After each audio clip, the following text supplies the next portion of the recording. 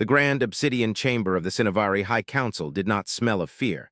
It smelled of ozone and ancient dust, the scent of a civilization that had stood for 10,000 cycles only to find itself kneeling at the precipice of extinction. The walls, carved from the bedrock of their homeworld's tallest mountain, stretched upward into the shadows, lost in the gloom where the atmospheric scrubbers hummed a low, dying dirge. In the center of the room, suspended in the air by gravity-dampening fields, hung the hollow visage of the galaxy, a swirling, majestic spiral of light that was currently bleeding. Great swathes of the eastern arm were blinking out, turning from the vibrant azure of living systems to the cold, dead gray of the Wrathborn's conquest. High Exarch Valen stood before the projection, his 4 hands clasped behind his back, his chitinous armor clinking softly with the tremors of the planet's anxiety. He was old, his carapace faded to the color of dried bone, and his eyes, usually bright with the wisdom of the lineages, were dull, reflecting the slaughter happening light years away. He did not need to speak for the silence in the room to be deafening. The gathered counselors, representing the 12 great houses of the Cinnavari, sat in their tiered alcoves, motionless, their breath hitching in their throats. They were waiting for a miracle, but Valen knew, with the crushing certainty of a mathematician, that the equation of their survival had reached zero. "The outer perimeter of the Kylo system has fallen," General Kael'thas said, his voice a grinding sound like stones rubbing together. He did not stand. He slumped in his command chair, a datapad dangling from a trembling claw. "The Wrathborn fleets do not hail us. They do not offer terms of surrender. They simply erase. Our pickets report that the enemy vessels are not utilizing standard propulsion. They are tearing through the subspace layers, bypassing our shield harmonics as if they were mist. We have nothing left to throw at them, Exarch. The reserves are depleted. The militia fleets are ash." Valen closed his eyes, listening to the hum of the chamber. "And the evacuation protocols?" "Stalled," Kael'thas replied, the hopelessness thick in his tone. "The hyperlanes are choked with debris. The Wrathborn have seeded the exit vectors with proximity mines. We are trapped in our own gravity well, waiting for the executioner to arrive." A murmur of despair rippled through the council alcoves. A representative from the science cast, a slender being with bioluminescent markings pulsing rapidly in distress, leaned forward. "There is one other option, Exarch, but to speak of it is heresy." Valen turned slowly, his gaze heavy. "We are past the point of heresy, Archivist Lyra. We are standing in the grave. If you have a weapon, speak. If you have a strategy, speak. If you have only prayers to the void, keep them to yourself." Lyra hesitated, her mandibles clicking nervously. She manipulated the console before her, and the hollow visage shifted. The bleeding edge of the war was replaced by a star chart of the dead sector, a region of space so old and devoid of thermal radiation that navigation computers usually filtered it out as background noise. "The myths of the progenitors," she whispered, and the temperature in the room seemed to drop. "The legends speak of a species that existed before the Great Silence. Before the Cinnavari rose from the primordial mud. Before the Wrathborn were birthed from the twisted nebulas of the core. They called themselves Terrans or humans. The translation is fragmented." "Dust and echoes," Kael'thas spat, slamming his fist onto his armrest. "We are facing a fleet of biological nightmares that strip the atmosphere from worlds, and you bring us ghost stories. The humans have been extinct for 500,000 cycles. Their homeworld is a frozen rock. Their legacy is nothing but rusting orbital rings and silence." "Is it?" Lyra challenged, her fear momentarily replaced by the fervor of her cast. "We have detected a signal. It is faint, buried in the background radiation of the cosmic microwave background, but it is artificial. It originates from the dead sector. It is a repeating sequence, a heartbeat. It began the moment the Wrathborn crossed the boundary of the civilized systems." Valen walked toward Lyra, his steps echoing on the obsidian floor. "A signal? Why was this not brought to the war room immediately?" "Because it defies logic, Exarch," Lyra said, her voice trembling again. "The signal is not a distress call, it is not a warning, it is a timer, and it just reached zero." As if choreographed by a cruel god, the chamber shook violently. Dust rained down from the high ceiling, coating the pristine black floor in gray powder. The hollow visage flickered and turned a violent crimson. Alarms began to wail, a dissonant screech that drilled into the auditory canals of every being in the room. Kael'thas was on his feet instantly, his warrior instincts overriding his despair. "Proximity alert," the general roared, looking at the tactical readout. "They are here. The Wrathborn have jumped directly into high orbit, By the void, they didn't even traverse the outer system. They just appeared. Valen looked up at the ceiling, as if his gaze could pierce the miles of rock and atmosphere to see the sky burning above them. "Show me," he commanded. The holovisage shifted again, projecting the view from the orbital defense satellites. The image was a nightmare made manifest. The sky above Cinnabar was choked with ships that looked like flayed muscle and jagged bone, organic monstrosities that pulsed with a sickly green light. There were no sleek lines, no metallic hulls. The Wrathborn ships were alive, weeping plasma and bile into the vacuum. They swarmed like locusts, their sheer mass distorting the starlight. Beam weapons, thick and caustic, lanced down from the swarm, striking the planetary shields. The golden dome of energy that protected the capital city flared brilliantly, rippling under the assault, but the impacts were staggering. "Shield integrity at 60% and falling," a technician shouted from the pit below the council seats. "They are focusing fire on the polarity nodes. They know exactly where we are weak." "Launch the interceptors," Kael'thas ordered, though he knew it was a suicide order. "Launch, General, they are gone." "Gone." Vaporized instantly. The Wrathborn point defense systems are reacting faster than our pilots can think. It is a slaughter. Valen watched the hologram, his heart slowing, a strange calm settling over him. This was the end. The history of the Cinnavari, their art, their philosophy, their struggles, all of it would be erased in the next hour. He thought of the archivist's words. Humans. A myth. A desperate dream of a savior species that had supposedly walked the stars when the universe was young. It was said they were warriors of such terrifying capability that they warred not for resources, but for principles. That they had chained the power of stars and broken the laws of physics. But they were gone. The galaxy was a graveyard, and the Cinnavari were just the latest corpse. "The shield is collapsing," the technician screamed. "Breach in Sector 7, breach in Sector 4, atmospheric entry detected, impact in 10 seconds. The counselors began to panic, some rising to flee, others bowing their heads in prayer. Valen stood firm, watching the doom descend. He would die on his feet. He would die watching. And then the universe held its breath. The tactical display, which had been awash in red icons, suddenly blinked. The screaming alarms cut off, replaced by a low, resonant thrum that seemed to vibrate in the marrow of their bones. It wasn't a sound. It was a pressure, a sudden increase in the density of reality itself. "General," Valen asked, his voice barely a whisper, "what just happened?" Kael'thas was staring at his console, his eyes wide, his mandibles slack. I don't know. The sensors are blinded. Something massive just entered the system. The gravitational displacement alone should have shattered the planet, but we felt nothing." "Where?" "Everywhere. They are everywhere." On the hollow visage, the view of the Wrathborn fleet changed. The organic ships, which had been descending in a predatory frenzy, suddenly broke formation. They scattered, their movements erratic, like a predator suddenly realizing it has walked into a trap. And then, slowly, majestically, the fog of the sensor blindness lifted. They did not emerge from a wormhole.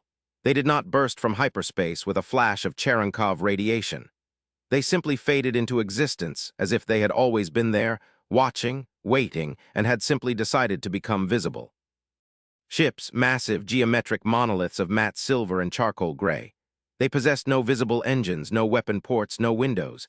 They were perfect slabs of material that absorbed the light of the sun and gave nothing back. They dwarfed the Wrathborn vessels. One of the silver ships, a rectangular dreadnought of impossible scale, positioned itself directly between the planet and the descending swarm. It sat there, a shield of silence, motionless against the backdrop of the stars. "Identify them," Kael'thas whispered, fear replaced by a primal awe. "Friend or foe?" "Unknown," the technician replied, his voice shaking. "No transponder codes, no energy signatures. It's like looking at a hole in the universe. Wait, I am receiving a transmission. It is broadcasting on all frequencies, analog, digital, subspace, telepathic resonance." "Put it through," Valen commanded, gripping the edge of the console. The audio in the chamber crackled, the static clearing to reveal a voice. It was not the screeching, multitonal mockery of the Wrathborn. It was deep, calm, and terrifyingly flat. It spoke the trade tongue of the Cinnavari with a precision that was archaic, using dialects that hadn't been spoken in 4,000 years. "This is Admiral Hestia Vance of the United Earth Stellar Navy, 7th Interdiction Fleet. We have received your beacon. We apologize for the delay. The cryo-wake cycle requires calibration." Silence reigned in the obsidian chamber. Lyra, the archivist, let out a sob of disbelief. "Earth," she whispered, "the myths are true." The voice continued, devoid of arrogance, devoid of anger. It sounded like a parent stepping into a room to break up a quarrel between children, but with the underlying threat of absolute violence if ignored. "Attention, Wrathborn Collective. You are in violation of the Galactic Concordat, Article 9, the preservation of developing sentience. You have trespassed into a protected zone.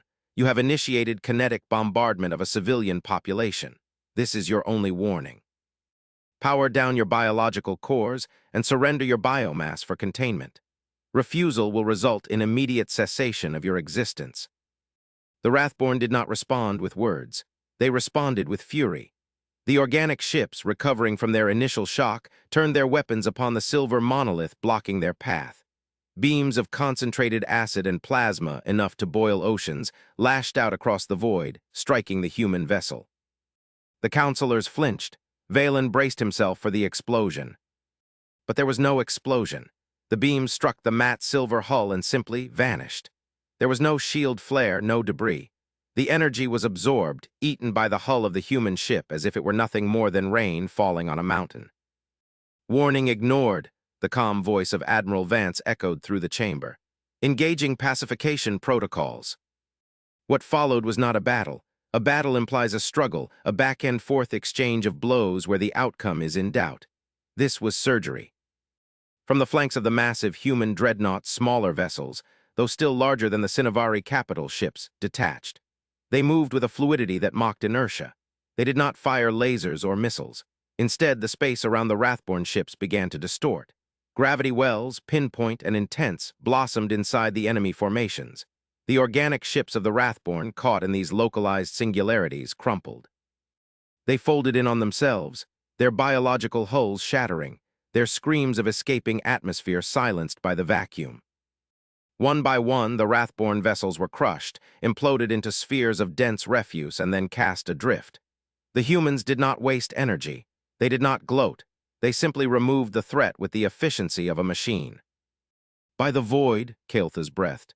"They are weaponizing gravity. They are manipulating the fabric of space-time as a tactical asset." Valen watched, mesmerized. It was terrifying. It was beautiful. It was the power of gods wielded by the hands of mortals. Within minutes, the sky was clear. The Wrathborn fleet, the scourge that had terrorized the sector for a generation, was reduced to a field of drifting debris. The silver ships held their positions, silent sentinels in the dark. The voice returned. "Threat neutralized. Cinnavari High Command, please prepare a landing vector. We are sending a delegation. We have much to discuss and little time."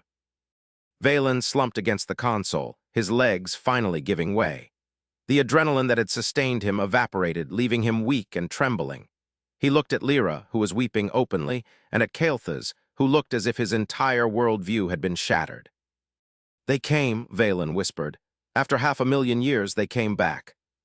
The landing platform of the obsidian spire was windswept and cold, the thin air of the upper atmosphere biting at the exposed skin of the Cinnavari honor guard. Valen stood at the forefront, flanked by his council. They had scrambled to assemble a reception worthy of saviors, but the haste showed. Their ceremonial robes were wrinkled, their banners fluttering chaotically in the wind. But none of that mattered. All eyes were fixed on the sky. A single shuttle descended. It was a stark contrast to the massive dreadnoughts in orbit. Small, blocky, and utilitarian, it looked more like a brick than a spacecraft. It landed without a sound, no roar of engines, just a gentle displacement of air as it touched the stone. The ramp lowered with a hiss of hydraulics. Valen straightened his spine, preparing to meet beings of legend. He expected giants. He expected glowing ethereal entities or cyborgs of chrome and wire. What walked down the ramp were bipeds, soft, unarmored bipeds. They wore dark gray uniforms with high collars and silver piping. They were shorter than the Cinnavari, lacking the natural chitinous plating or the multiple limbs. They looked fragile. Their skin ranged in tone from deep umber to pale alabaster, and their hair was cropped short. They carried no weapons, at least none that were visible. The leader, a woman with silver hair and eyes the color of steel, stepped forward. She walked with a gait that suggested heavy gravity training, her movements precise and economic. She stopped 3 paces from Valen and offered a simple, stiff nod. "High Exarch Valen," she said. It was the voice from the transmission. I am Admiral Vance. This is Ambassador Koji and Science Officer Alara. She gestured to the two humans flanking her. Valen bowed low, spreading his four arms in the gesture of supreme submission and gratitude. Admiral, you have saved our world. You have saved our species. We have no words. We thought you were a myth. Vance's expression softened slightly, though her eyes remained scanning the perimeter, assessing, calculating. Myths are useful for survival, Exarch. They keep hope alive when logic dictates otherwise, but we are not myths. We are simply late. Late, Kael'thas stepped forward, unable to contain his curiosity.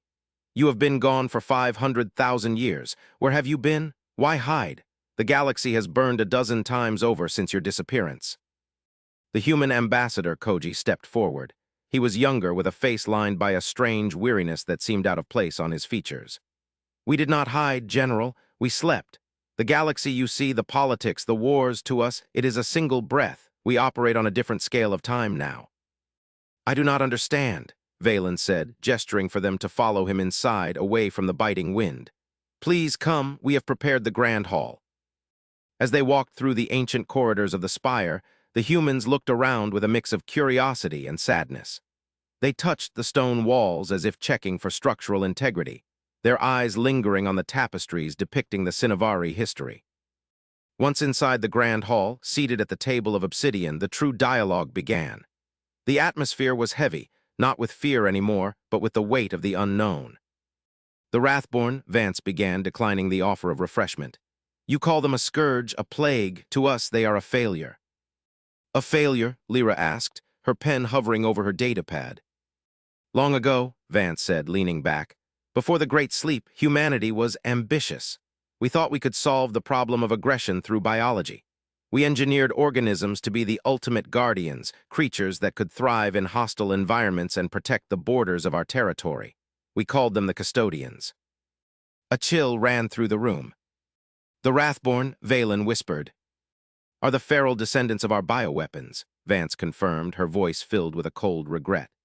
When we went into the sleep, we left automated systems to manage them, but entropy is the enemy of all systems. The code degraded, the command protocols corrupted, the custodians evolved, bred, and forgot their purpose. They became the Wrathborn. They seek to consume because they were designed to scour. Without a master, they scour everything. The Cinnavari counselors looked at one another in horror. The monsters that had eaten their colonies were the guard dogs of humanity, gone rabid. Then you are responsible, Kael'thas said, his voice rising. You created them, you let them loose, and then you slept while they slaughtered us. General, Valen snapped. Vance held up a hand. He is right, Exarch. We bear the weight of this. That is why we are here. We did not wake up by accident. The beacon you triggered, it wasn't just a distress call. It was a failsafe. It detected that the genetic markers of the Wrathborn had reached a critical population density. The computer woke the fleet. You speak of the sleep as if it were a choice, Lyra said softly. Why leave the galaxy to rot? With your technology, you could have ruled, you could have brought order. Vance looked at the science officer, Alara. Alara tapped the table and a holographic projection appeared. It showed the galaxy, the Milky Way, spinning slowly, but then it zoomed out. It showed the local cluster. And then it showed the void beyond. We did not sleep because we were tired, Alara said, her voice musical and melancholy. We slept because we were waiting. We are not the rulers of this galaxy, High Exarch. We are its immune system, and we are its rearguard. Rearguard against what? Valen asked, a dread settling in his stomach that was deeper than the fear of the Wrathborn. Alara manipulated the image. Red dots appeared on the outer rim of the galaxy, far beyond the dead sector, far beyond any chart the Cinnavari possessed. There are things in the dark between the galaxies, Vance said, her tone dropping an octave. Ancient things, consuming things, entities that do not operate on biological or even physical principles we fully understand. 500,000 years ago, we fought a war against a vanguard of outsiders. We won, but at a cost. We realized that they would return, but the transit time across the intergalactic void is immense. The room was silent. The concept was too large to fit in their heads, an extragalactic threat. We calculated their arrival window, Vance continued. It was 500,000 years. If we stayed awake, we would have changed. We would have evolved, forgotten, or destroyed ourselves in petty civil wars. We would have lost the technology and the discipline needed to fight the next wave. So we built the hidden fleet. We built the cryo-citadels and the nebulas. We put our best, our brightest, and our deadliest into stasis. We set the alarm for now. Valen stared at the woman.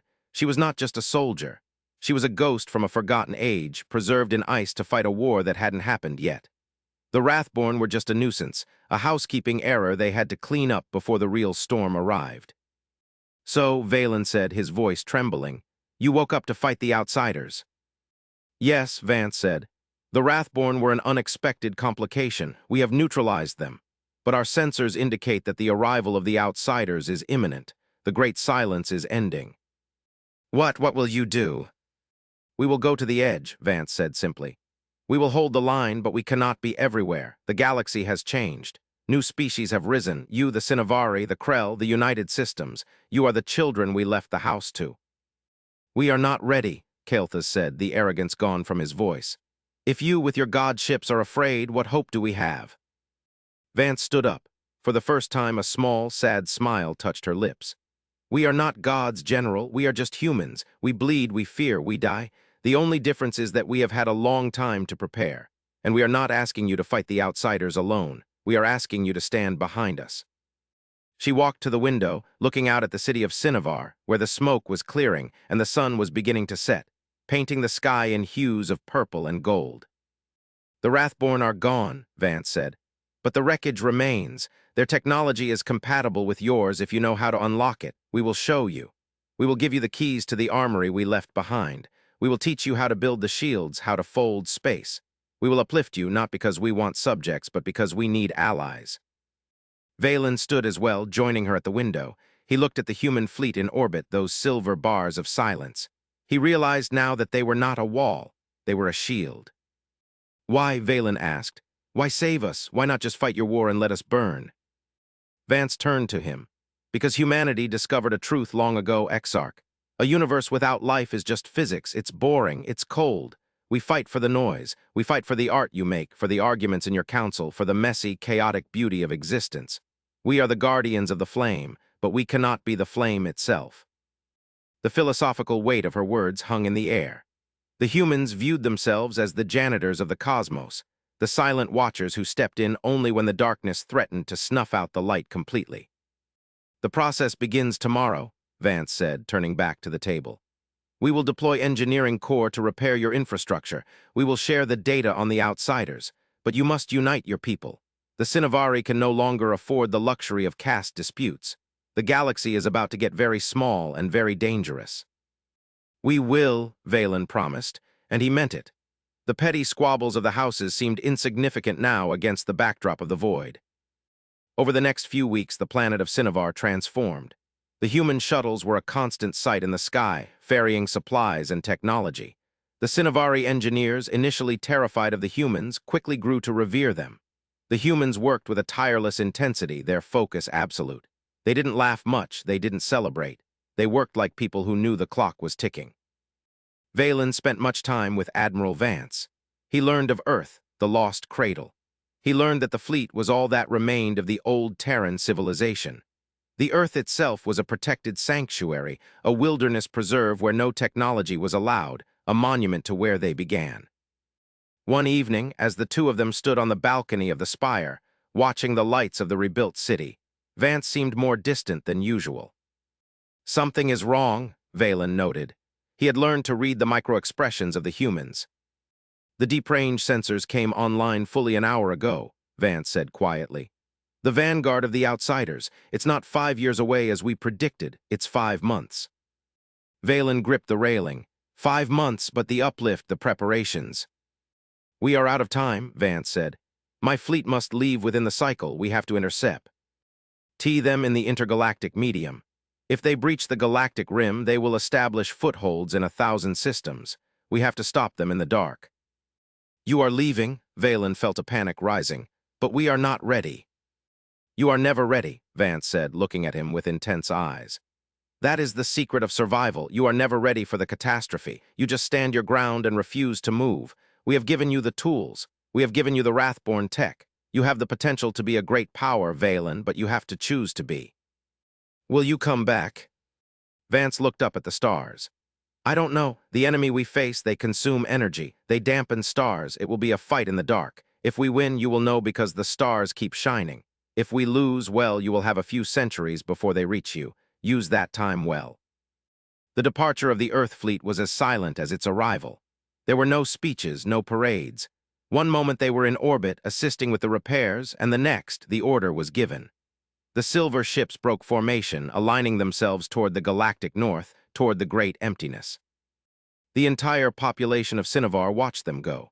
They watched as the massive dreadnoughts engaged their drives, not the flashy warp drives of the younger races, but the slipspace engines that folded reality. They shimmered and vanished, leaving a ripple in the sky that lingered for hours. Valen stood in the council chamber, the silence returning. But it was different now. It wasn't the silence of the grave. It was the silence of a library before the students arrive. Exarch, General Kael'thas said, entering the room. He wore a new uniform, incorporating the human-gifted armor plating. He looked stronger, more resolved. The engineering teams report that the Wrathborn derelicts have been salvaged. We have begun reverse engineering the gravity drives. We can have a prototype fleet operational in 6 cycles. Make it 3, Valen said, his voice firm. 3, Kael'thas raised an eyebrow. That will require mobilizing the entire population, every caste, every citizen. Then do it, Valen commanded, turning to the hollow visage. He keyed in the coordinates Vance had given him, the coordinates of the other civilizations in the sector. The Krell, the United Systems, the mercantile guilds, rivals, enemies. What are you doing, Exarch? Lyra asked, stepping up beside him. The humans called themselves the rearguard, Valen said.